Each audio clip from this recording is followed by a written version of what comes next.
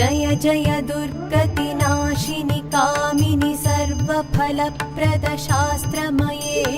रथगजतुरगपदादि समावृत परिजन मण्डित लोकनुते हरिहर ब्रह्म सुपूजित सेवित ताप निवारण पादयुते जय जय हे मधुसूदन कामिनि गजलक्ष्मी रूपेण पालय माम् जय जय हे मधुसूदन कामिनि गजलक्ष्मी रूपेण पालय माम्